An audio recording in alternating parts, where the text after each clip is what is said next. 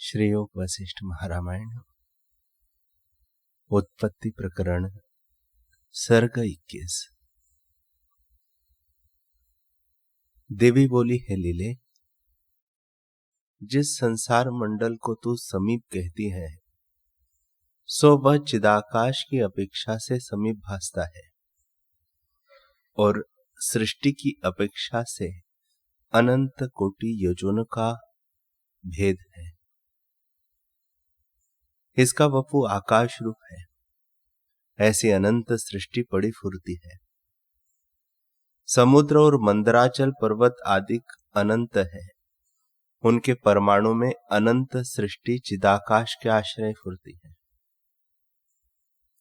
चिद अणु में रुचि के अनुसार सृष्टि बड़े आरंभ से दृष्टि आती है और बड़े स्थूल गिरी पृथ्वी दृष्टि आते हैं, पर विचार कर तोलिए तो एक चावल के समान भी नहीं होती। हे लीले, नाना प्रकार के रत्नों से परिपूर्ण पर्वत भी दृष्टि आते हैं, पर आकाश रूप है। जैसे स्वप्न में चैतन्य का किंचन नाना प्रकार का जगत दृष्टि आता है, वैसे ही यह जगत चैतन्य का किंचन है। पृथ्वी आदि तत्वों से कुछ उपजा नहीं। हे लीले, आत्मसत्ता ज्यों की त्यों अपने आप में स्थित है। जैसे नदी में नाना प्रकार के तरंग उपजते और लीन भी होते हैं, वैसे ही आत्मा में जगत जाल उपजता और नष्ट भी हो जाता है, पर आत्मसत्ता इनके उपजने और लीन होने में एक रस है।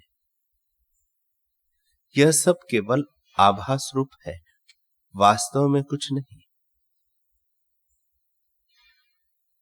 लीला बोली,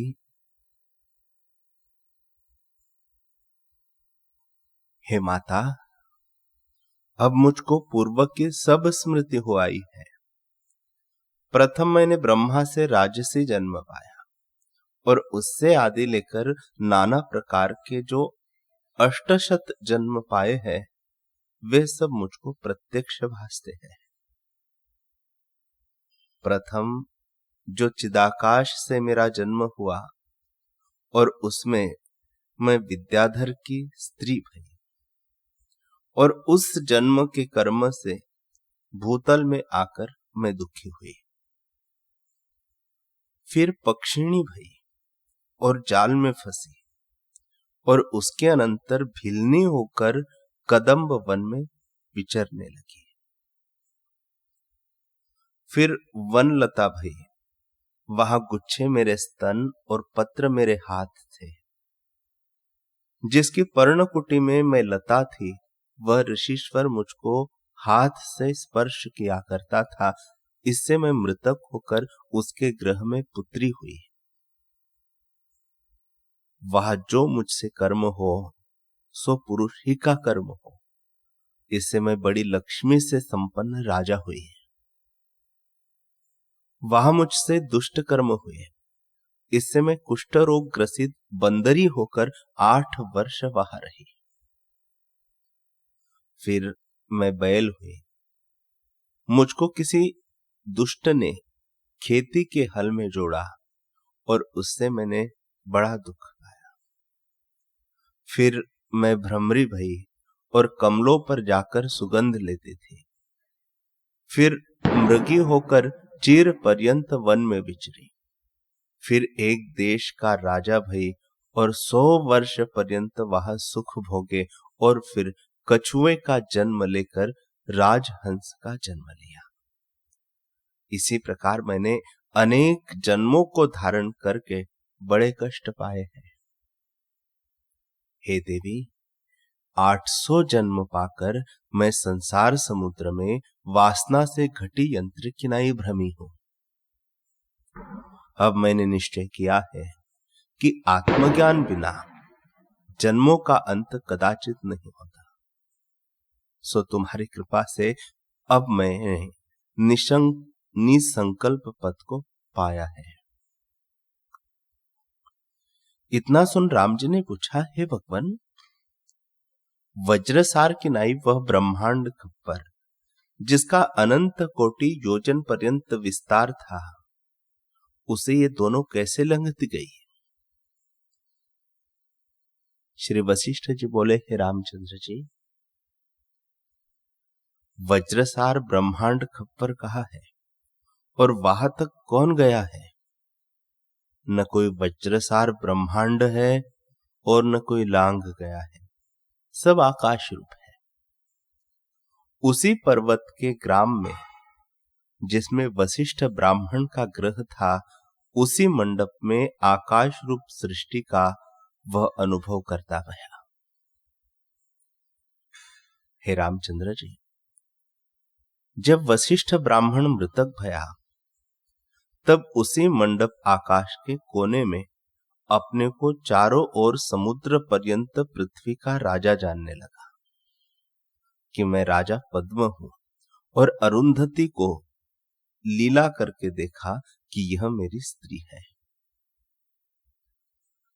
फिर वह मृतक हुआ तो उसको उसी आकाश मंडप में और जगत का अनुभव हुआ, और उसने अपने को राजा विदुरथ जाना। इससे तुम देखो कि कहा गया और क्या रूप है। उसी मंडप आकाश में तो उसको सृष्टि का अनुभव हुआ। इससे जो सृष्टि है वह उसी वशिष्ठ के चित्त में स्थित है। तब ज्ञप्ति रूप देवी की कृपा से अपने ही देहाकाश में लीला अंतवाहक देह से जो आकाश रूप है उड़ी, और ब्रह्मांड को लांग के फिर उसी ग्रह में आई। जैसे स्वप्न से स्वप्नांतर को प्राप्त हो, वैसे ही देख भई। पर वह गई कहा और आई कहा, एक ही स्थान में रहकर एक सृष्टि से अन्य सृष्टि को देखा। इनको ब्रह्मांड के लंघ जाने में कुछ यत्न नहीं, क्योंकि उनका शरीर अंतवाहक रूप है।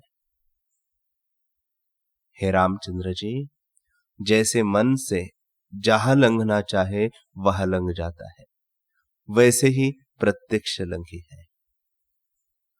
वह सत्य संकल्प रूप है और वस्तु से कहे तो कुछ नहीं।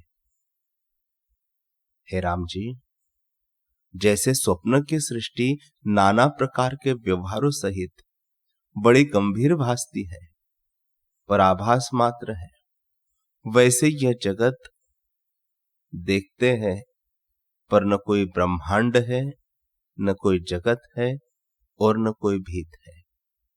केवल चैतन्य मात्र का किंचन है और बना कुछ नहीं।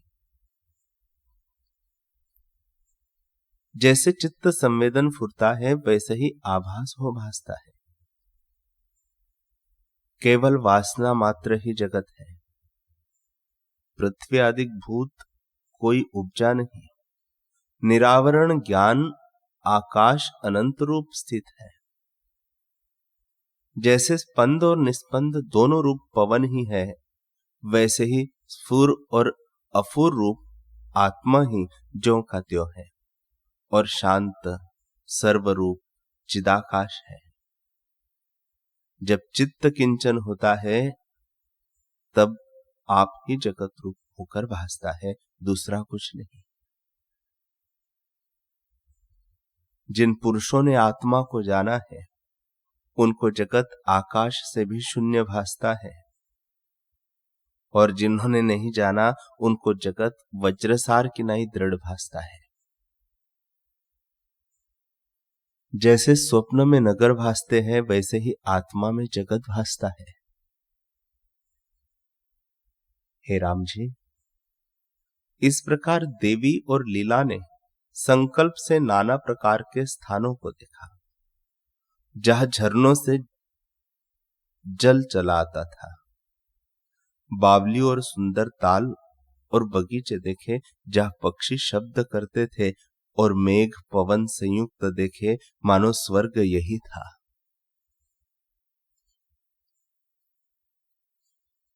श्री वशिष्ठ जी बोले, हे रामचंद्र जी, इस प्रकार देख के वे दोनों शीतल चित्त ग्राम में वास करती भई और चिरकाल जो आत्म अभ्यास किया था उससे शुद्ध ज्ञान रूप त्रिकाल ज्ञान से संपन्न हुई। उससे उन्हें पूर्व की स्मृति हुई और जो कुछ अरुंधति के शरीर से किया था सो देवी से कहा कि हे देवी, तुम्हारी कृपा से अब मुझको पूर्व की स्मृति हुई है। जो कुछ इस देश में मैंने किया था सो प्रकट भासता है कि यहां एक ब्राह्मणी थी। उसका शरीर वृद्ध था और नाड़ियां दिखती थी और भर्ता को बहुत प्यारी और पुत्रों की माता थी, वह मैं ही हूं। हे देवी, मैं यहां देवताओं और ब्राह्मणों की पूजा करती थी, यहां दूध रखती, यहां अन्न आदि के बासन रखती थी। यहां मेरे पुत्र पुत्रिया दामाद और दोहित्र बैठते थे। यहां मैं बैठती थी और भृत्यों को कहती थी कि शीघ्र ही कार्य करो। हे देवी, यहां मैं रसोई करती थी और मेरा भर्ता शाक और गोबर ले आता था और सर्व मर्यादा कहता था। ये वृक्ष मेरे लगाए हुए हैं, कुछ फल मैंने इनसे लिए हैं और कुछ रहे हैं वे ये हैं। यहां मैं जलपान करती थी। हे देवी, मेरा भर्ता सब कर्मों में शुद्ध था पर आत्म स्वरूप से शून्य था। सब कर्म मुझको स्मरण होते हैं। यहां मेरा ज्येष्ठ पुत्र ज्येष्ठ शर्मा गृह में रुदन करता है। यह बेली मेरे गृह में बिस्तरी है और सुंदर फूल लगे हैं। इनके गुच्छे छत्रों की नाई है और झरोखे बेली से आवरे हुए हैं। यह मेरा मंडप आकाश है, इसमें मेरे भर्ता का जीव आकाश है। देवी बोली है लेले, इस शरीर के नाभि कमल में 10 अंगुल ऊर्ध्व हृदय आकाश है। 100 अंगुष्ठ मात्र हृदय है, उसमें उसका संवित आकाश है। उसमें जो राजसी वासना थी उससे उसके चारों समुद्र पर्यंत पृथ्वी का राज्य फुराया कि मैं राजा हूं। यहां उसे 8 दिन मृतक हुए बीते हैं और यह चिरकाल राज्य का अनुभव करता है। इस प्रकार थोड़े काल में बहुत अनुभव होता है और हमारे ही मंडप में वह सब पड़ा है। उसकी पूर्वाष्टक में जगत फुरता है, उसमें ही राजा विदुरथ है। इस राज्य के संकल्प से उसकी सम्मित इसी मंडप आकाश में स्थित है। जैसे आकाश में गंध को लेके पवन स्थित है, वैसे ही उसकी चेतन सम्मित संकल्प को लेकर इसी मंडप आकाश में स्थित है। उसकी सम्मित इस मंडप आकाश में है। उस राजा की सृष्टि मुझको कोटि योजन पर्यंत भासती है। यदि मैं पर्वत और मेघ अनेक योजन पर्यंत लंघती जाऊं तब भर्ता के निकट प्राप्त हो और चिदाकाश की अपेक्षा से अपने पास ही भासती है। अब व्यवहार दृष्टि से वह कोटि योजन पर्यंत है। इससे चलो, जहां मेरा भर्ता राजा विदुरथ है वह स्थान दूर है तो भी निश्चय में समीप है। इतना कहकर वशिष्ठ जी बोले, हे रामचंद्र जी, इस प्रकार कहकर वे दोनों, जैसे खड़ंग की धार शाम होती है वैसे ही विष्णु जी का अंग शाम है, जैसे विष्णु जी का अंग शाम है, जैसे काजर शाम होता है और जैसे भ्रमरे की पीठ शाम होती है, वैसे ही शाम मंडप आकाश में पखेरु के समान अंतवाहक शरीर से उड़े। और मेघों और बड़े वायु के स्थान सूर्य, चंद्रमा, ब्रह्मलोक पर्यंत देवताओं के स्थानों को लांघ कर इस प्रकार दूर से दूर गई और शून्य आकाश में ऊर्ध्व जाके ऊर्ध्व को देखती भई कि सूर्य और चंद्रमा अधिक कोई नहीं भासता।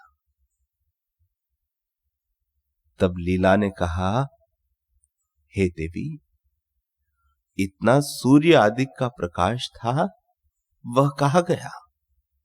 यहां तो महाअंधकार है, ऐसा अंधकार है कि मानो सृष्टि में ग्रहण होता है।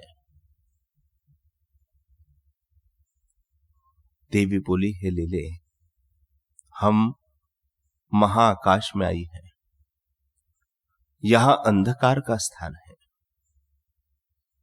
सूर्य आदि कैसे भासेंगे? जैसे अंधकूप में तरस रेणु नहीं भासते, वैसे ही यहां सूर्य चंद्रमा नहीं भासते। हम बहुत ऊर्ध्व को आई है। लीला ने पूछा, हे देवी, बड़ा आश्चर्य है कि हम दूर से दूर आई है, जहां सूर्य आदि को का प्रकाश भी नहीं भासता।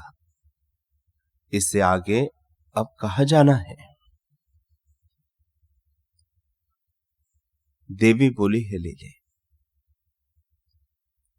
इसके आगे ब्रह्मांड कपाट आवेगा। वह बड़ा वज्रसार है और अनंत कोटि योजन पर्यंत उसका विस्तार है और उसकी धूलि की कणिका भी इंद्र के वज्र समान है। इतना कहकर वशिष्ठ जी बोले, हे रामचंद्र जी, इस प्रकार देवी कहती ही थी कि आगे महावज्रसार ब्रह्मांड कपाट आया और अनंत कोटि योजन पर्यंत उसका विस्तार देखकर उसको भी वे लांघ गए, पर उन्हें कुछ भी क्लेश न भया, क्योंकि जैसा किसी को निश्चय होता है वैसा ही अनुभव होता है। वह निरावरण आकाश रूप देविया ब्रह्मांड कपाट को लांघ गई। उसके परे 10 गुना जल का आवरण है, उसके परे 10 गुना अग्नि तत्व, उसके परे 10 गुना वायु, उसके परे 10 गुना आकाश और उसके परे परम आकाश है। उसका आदि, मध्य और अंत कोई नहीं। जैसे बंध्या के पुत्र की कथा की चेष्टा आदि अंत कोई नहीं होता, वैसे ही परम आकाश है। वह नित्य, शुद्ध और अनंत रूप है और अपने आप में स्थित है। उसका अंत लेने को यदि सदाशिव मन रूपी वेग से और विष्णु जी गरुड़ पर आरूढ़ होके कल्प पर्यंत धावे तो भी उसका अंत न पावे, और पवन अंत लिया चाहे तो वह भी न पावे। वह तो आदि, मध्य और अंत कलना से रहित बोध मात्र है।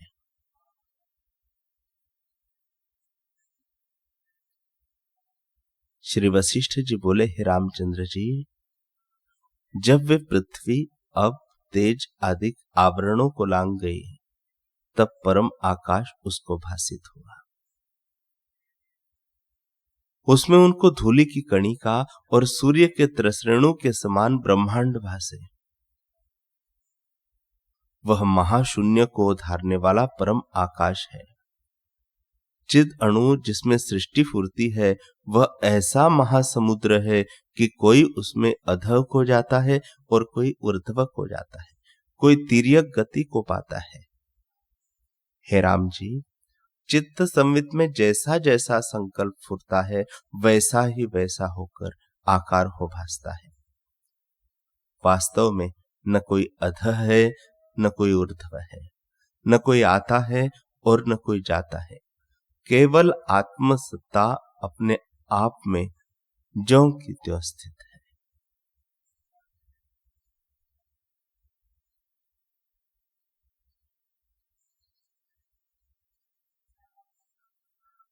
हरि ओम,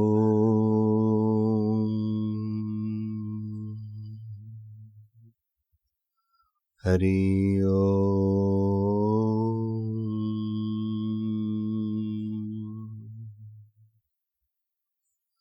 ओम सहना भवतु सहनौ भुनक्तु सह वीर्यं करवावहै तेजस्विनावधीतमस्तु मा विद्विषावहै। ओम शांति शांति शांति। श्री सद्गुरुदेव भगवान की